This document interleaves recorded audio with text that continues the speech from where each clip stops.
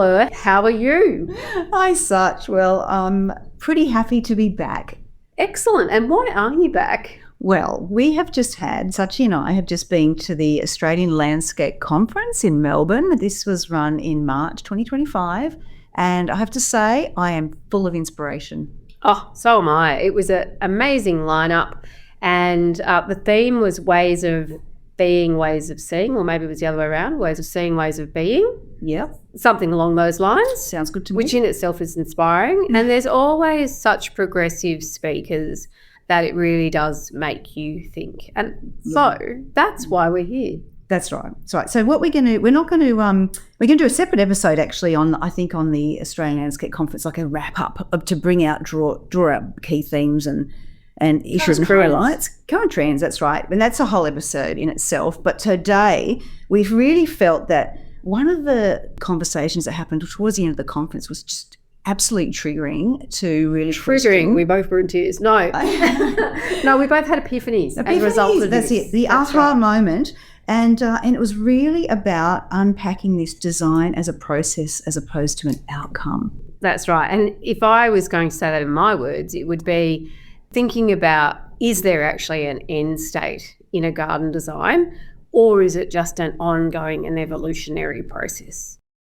I'm Fleur, and I'm joined by my co-host and longtime friend Sachi. We're second career landscape designers and bring our life experience and a fresh perspective to designing gardens. And I'm Sachi, and you're listening to the On Garden Design podcast, where we chat about what makes a garden great, and we try to inspire and make designing accessible to anyone interested in gardens.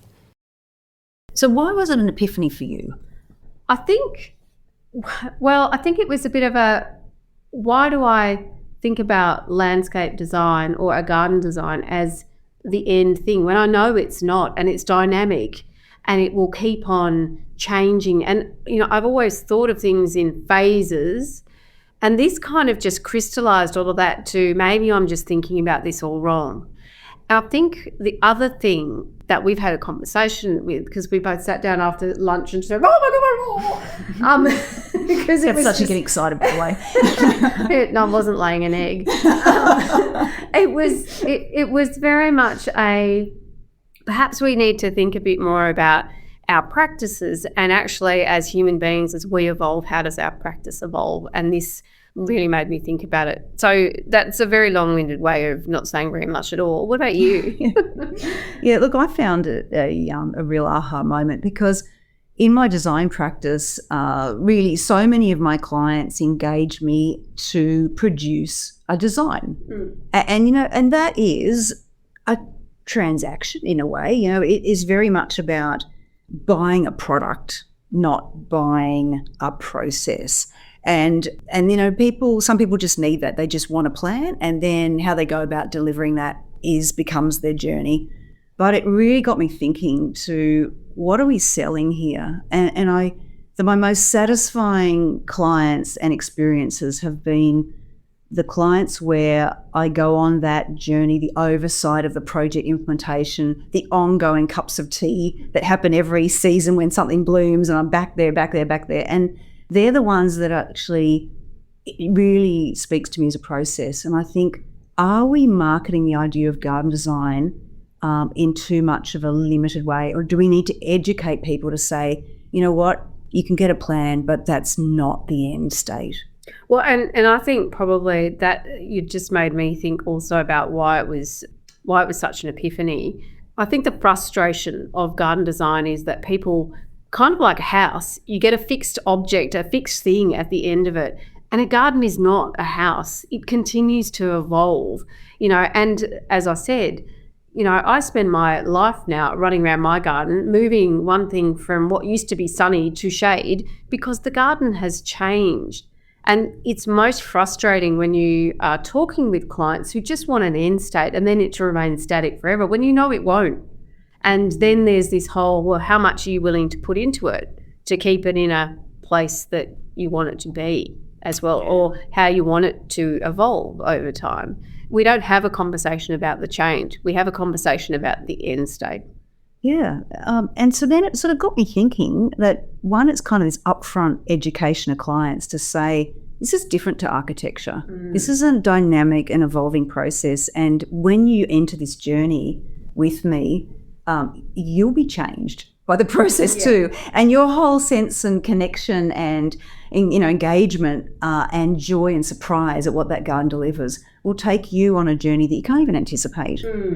So therefore, it's that sort of upfront education. And then I sort of think, well, do I need to also create, as a garden designer, landscape designer, do I need to create this iteration where you say to your clients, this is our start state design, let's get to this point, and then let's reassess and say, well, what's the next stage, or how do we want to then grow it?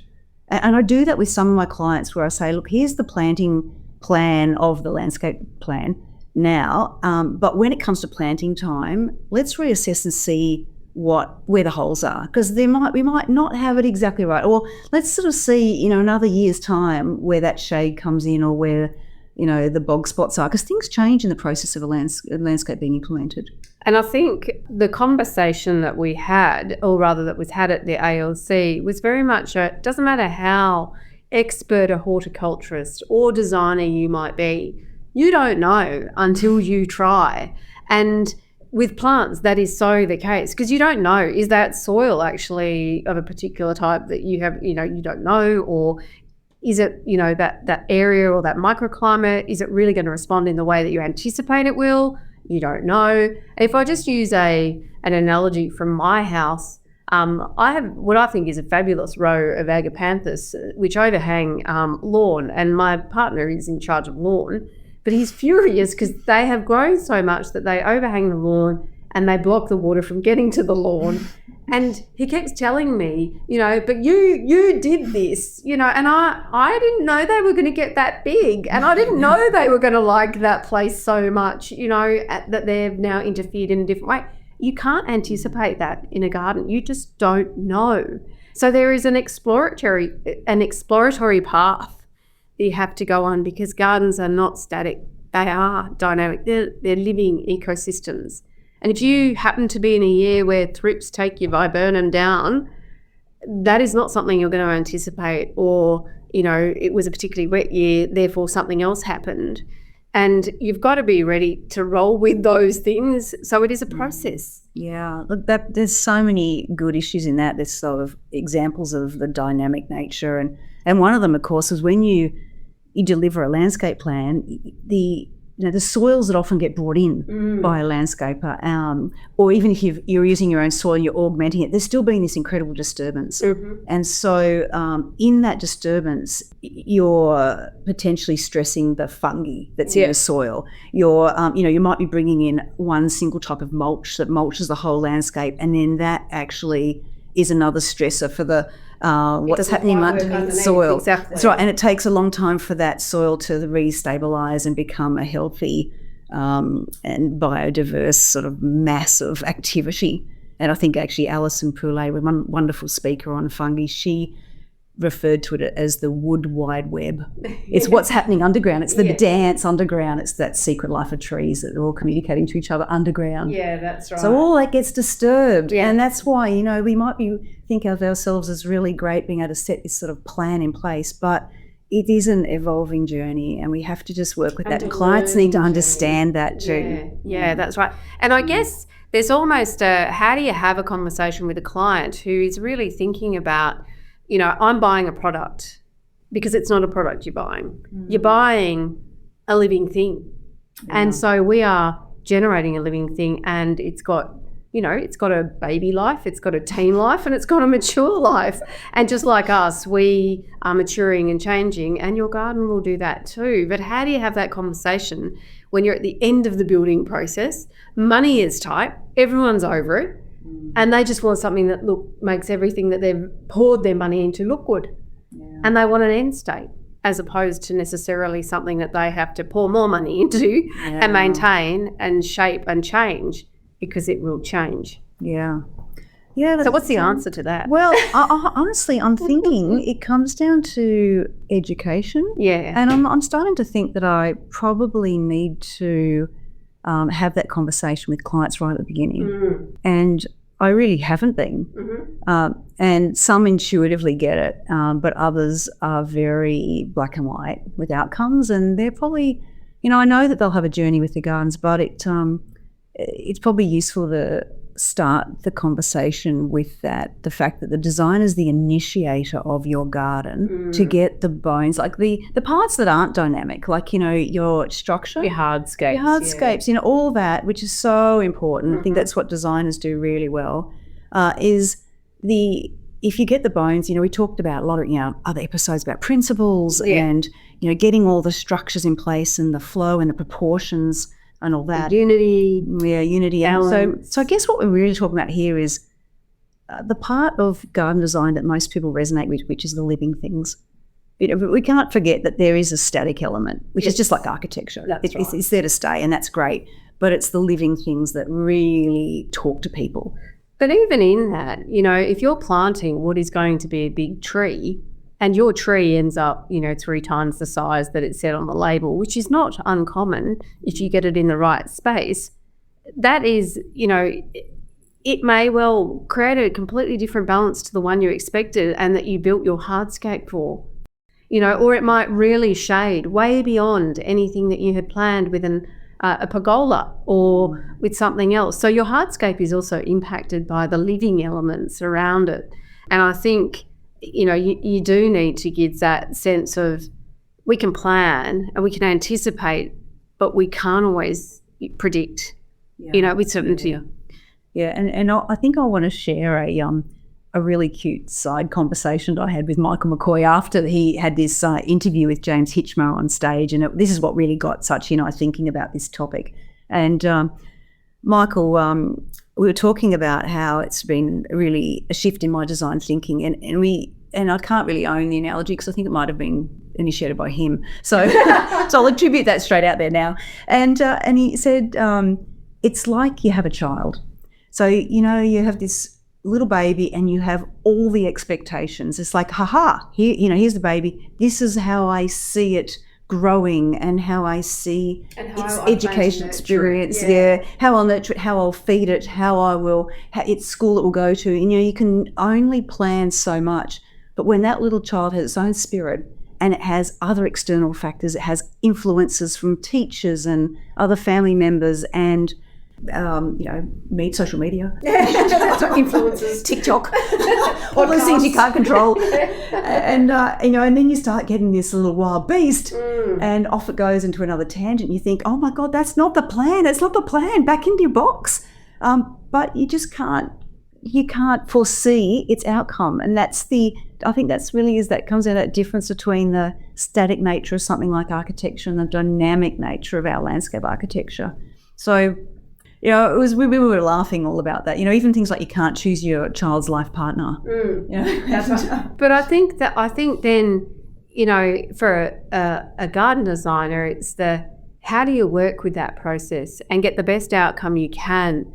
And if you think about, and a lot of the conference, and this is something else that we might talk about in another podcast, but a lot of it was about, well, how do you nurture biodiversity in your garden? How do you make it more than just for a human, but it's also about your insects and your animals, and it is good for the plants and the environment around, the climate, for instance. So how are you thinking about your garden and how it matures in that context? And, what does that mean that you do to it? Are you deeply controlling? Is that the process you'll follow?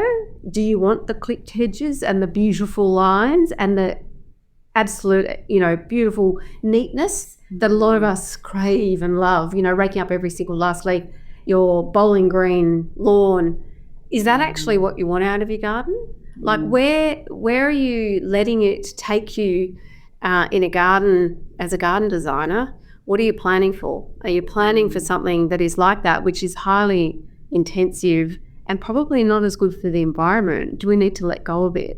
Do we need to be thinking about actually, it needs to be a bit messy, it needs to be a bit chaotic, it needs a bit of complexity, because that's all really good for the environment, and we have to stop being conditioned to want highly clipped, what's the term? the super apex herbivore of the gardener. Yeah. Do you want to be that? Yeah. And in fact, a really good one for our listeners, if you want to go back and listen to the interview we did with Charlie Harper on NEP rewilding, he talks about that. He uses that phrase about the apex herbivore, humans as the apex herbivore in the garden. As a gardener. As a gardener, yeah. And so, you know, that's sort of the ultimate disturbance. Because, in fact, I think Michael used the term that gardeners actually are agents of disturbance. That's right. That's right. Which is not dissimilar to what happens in nature. If you have, you know, pigs rooting around, which is what they're doing at NEP, which is why they're equating the gardener as being an extension of that. Yeah. But it is something that I think, you know, with this whole process, what are you in it as a gardener and a garden designer? Yeah. What's your role in that? Yeah. And so therefore, as a garden designer, we're just initiators of the process, aren't we? We are. Right. We have the ideas, but that's not necessarily to say we know the outcome or that there's a static outcome. Yeah. And then, you know, the outcome is also determined very much on the client. Yes. Because some clients are, you know, super hands-on. Yep. And some pass the whole lot to a professional gardener. So you get, you know, a certain outcome, like a high-level outcome there. And then others will got to be wild fiddlers, and you're going to get a different outcome there, and others will just be completely hands-off and you'll just get another outcome there. So, you know, as the garden designer, we can't control that outcome, but how can we do our job better? In helping people understand that what they put in and how they put in what they put in might affect what they get over a longer term. Yeah. Is that what you mean? Yeah, that's what I mean. And it's also, God, I think we might have had this conversation before where we're talking about kind of like sacrificial plantings. Yes. Where you put in, what was the right word? Pioneer. Pioneer planting, that's it. So even that education process or having a duplicate plan, like a planting plan element of your whole landscape plan package, where you have actually phased planting. And because a lot of the times I say to clients, don't put all those shade-loving plants in when your tree is only 1 metre high. That's right. The idea is that this tree is going to have a canopy of, you know, 4 or 5 metres or maybe more. So you kind of got to wait. You got to wait. But it's like no one wants to wait because then there's this bare patch under the tree. So if we have this idea of pioneer plantings that last 3 years or maybe even 5, a lot of our Australian natives are good for pioneer planting. They have their moment, they're short-lived, out they come, and then there's enough shade, and then comes the things that we have in stage 2. Yeah, and again, this takes me to the whole, how sustainable is that? You know, what a waste of resources. You put all these inputs in, you know, you're improving the soils, you know, you put in mulch, and then you put in these plants, and they do cost a fair bit, and then you pull them out again after 3 years. You know, how good is that an approach? Yes, you can do it with proper pioneer plants where it might be something that fixes nitrogen in the soil and improves the soil, but generally it's not. We do it for aesthetic purposes, not for improvement purposes. Although it's better to have root activity and things happening under the soil than just to have nothing. Yeah. It's already adding, you know, much more activity under the soil. But if you think about all of the, I guess, the inputs that went into creating those nursery created plants, the plastic pots, the, you know, the soils that have come from somewhere, you know, all of the stuff that goes in it. It's not very healthy. Yeah, seeds might be great. That might be an alternative. You know, there's so many ethical and moral contradictions in our industry. And I really sort of struggle with trying to find what's sort of acceptable to the average homeowner versus what's sort of appropriate for the larger changing climate, environmental footprint, the, you know, resource wastage, the use of certain materials that don't come locally, you know, all that. And it's a real contradiction, and I don't have the answer, but I'm aware of it. Yeah, that's right. Well, it is something that certainly I think about. But I do wonder with this whole idea of, you know, your garden and the evolution of your garden is a process. Do you start to think more about, okay, I'm going to plant these natives here, for instance, and I know that in 5 years they're going to look a bit leggy and woody, but that's part of my design because that's what they do, and it's part of the natural way of things, rather than saying, okay, when they look like crap, I'm just going to throw them away because I'm in a consumerist culture and I'm going to stick something back in that looks good. Do we actually need to be thinking differently as garden designers? Well, here's the sort of big conversation a couple of us had after visiting a certain garden on a tour, where it was what is beauty in a garden, and there is a bit of on trend now about the naturalistic planting and the fact that you let plants go through their full cycle. So the dying and the death is part of the beauty in a naturalistic garden. However, if you're from a mindset where that just irritates you and that actually contributes to a negative mindset and a feeling of that your garden is a place you don't want to be. Out of control, messy, dead the bits of things lying on your path, because you said to yourself, I'm out of principle not going to chop that any less than once a year, or any more than once a year. It has its chop in July. So you just have to ignore it for that time. And I think, therefore, is the garden achieving what it's meant to achieve for you? Well, and then, are we just being conditioned that a garden should be clipped and neat? Because when you go into a natural environment, it's not clipped and neat.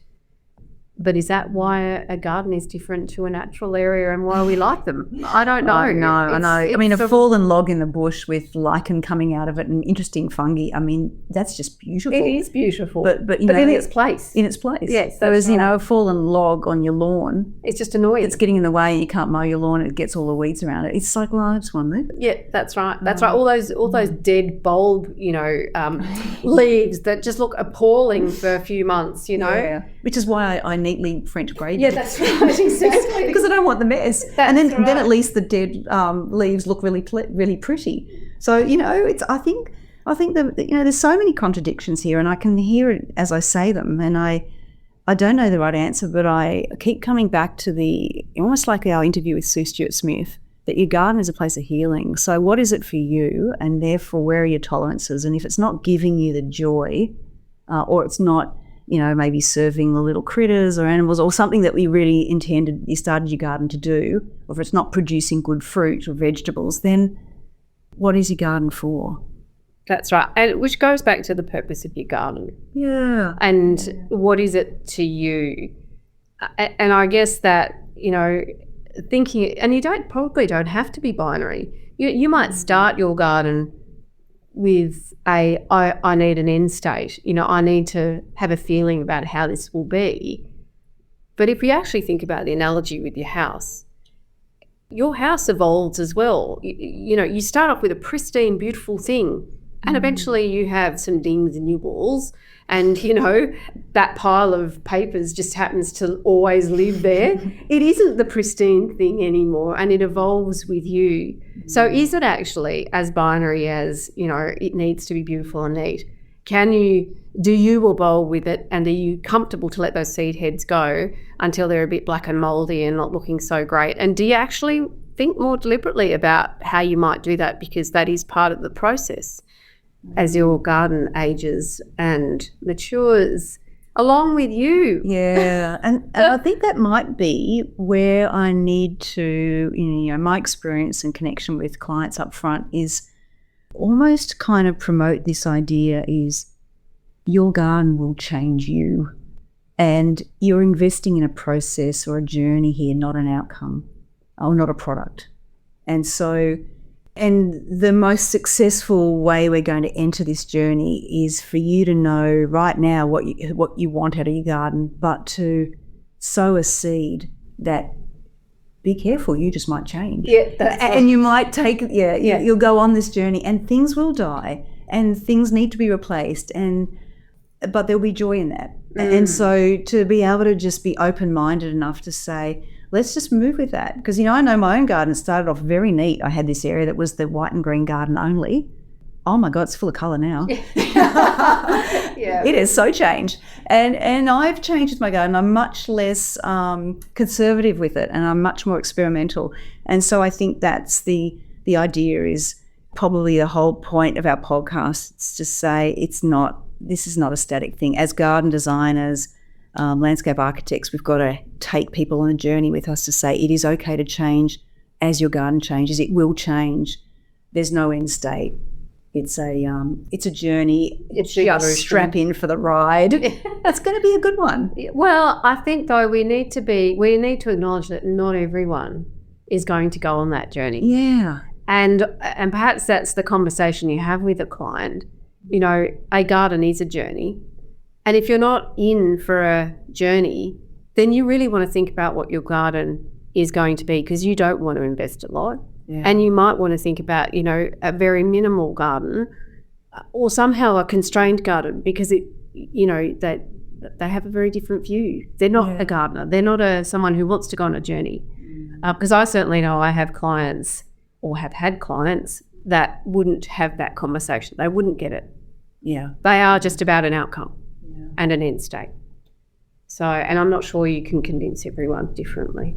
No. But everyone listening to this podcast will be nodding. They will totally be nodding. And so are we preaching to the converted? Yeah.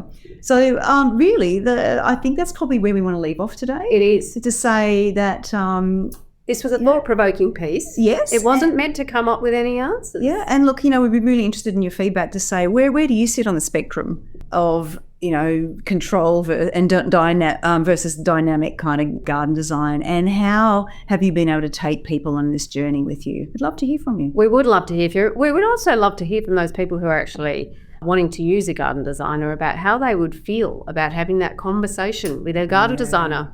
If the garden designer says, I can't tell you what it's going to look like at the end. Yeah. How does that feel? Yeah. And if you like the a podcast that we've come back, then buy us a coffee on ko-fi.com. We always love that. We do. It's been lovely to talk again. We'll talk again soon. Fantastic. See ya. Bye.